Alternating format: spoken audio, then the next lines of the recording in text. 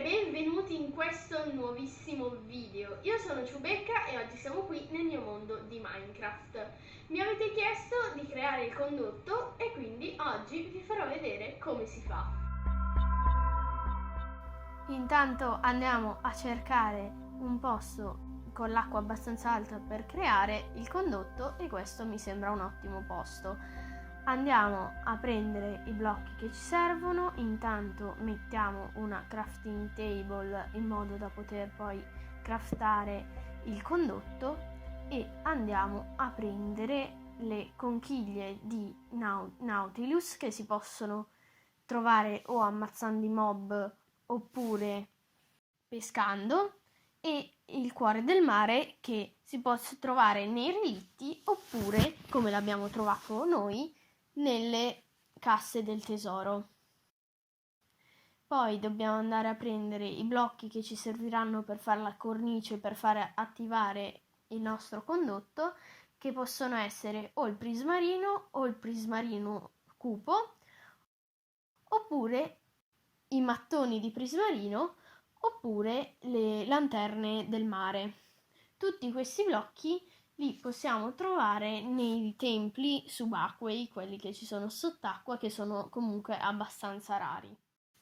Prendiamo 16 di ogni blocco e andiamo a prendere anche un piccone per spaccarli e una pozione di respirazione subacquea perché andremo a farlo in sopravvivenza. Prendiamo quella da 3 minuti che basta e avanza. Adesso ci mettiamo in sopravvivenza e iniziamo a creare il nostro condotto. Allora, per craftare il nostro condotto bisogna mettere 8 conchiglie di nautilio attorno e mettere il cuore del mare nel centro. E così abbiamo creato il nostro condotto. Iniziamo e beviamo la nostra pozione di apnea e andiamo sott'acqua, ci buttiamo per iniziare a costruire il nostro condotto. Farò un mischione di tutti i blocchi perché non influisce sul funzionamento del condotto, quindi userò un po' tutti i blocchi per fare una cosa più carina. Potete anche fare tutto di un blocco, un anello di un blocco, un altro anello di un altro blocco. Iniziamo a fare il nostro anello che dentro deve essere uno spazio di 3x3, quindi costruiamo 5x5 in modo che poi al centro ci sia abbastanza spazio con un blocco di distanza da tutti i lati per poi mettere il nostro condotto che ha bisogno di spazio. Iniziamo a metterlo, tanto si attiverà perché abbiamo fatto comunque l'anello base per attivarsi, quindi di almeno 16 blocchi. Quindi lo attiviamo, bisogna metterci un blocco sotto, se no se sta attaccato non funziona.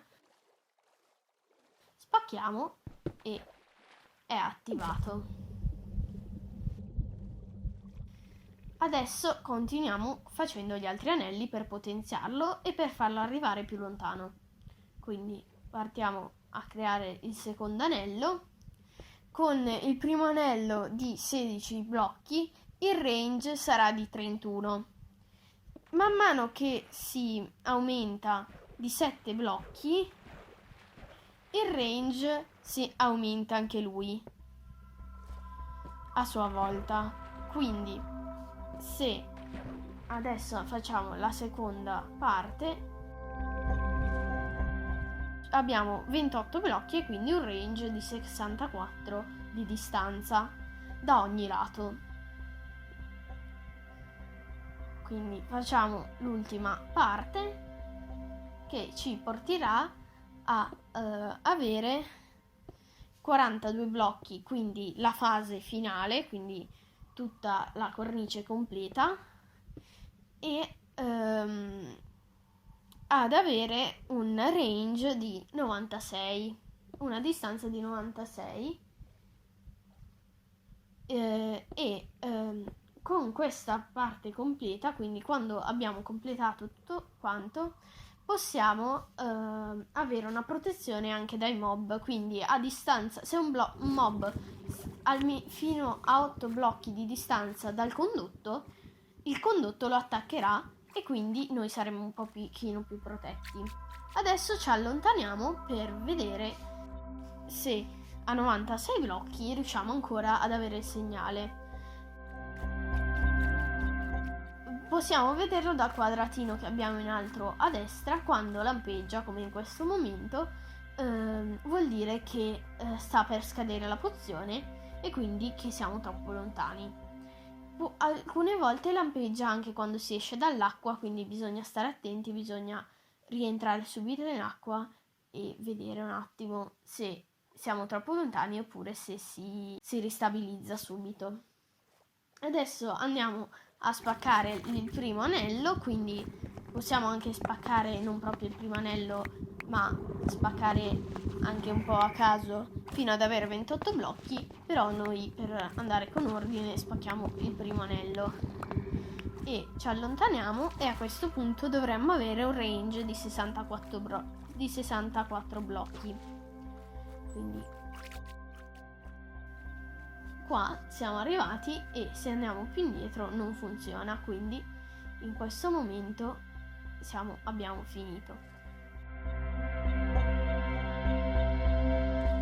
Siamo tornati al nostro condotto e adesso vi faccio vedere che possiamo anche spaccarlo in maniera irregolare, perché dopo aver attivato il condotto facendo un anello completo possiamo anche spaccare questi anelli e il condotto resterà sempre attivo, a patto che rimangano 16 blocchi.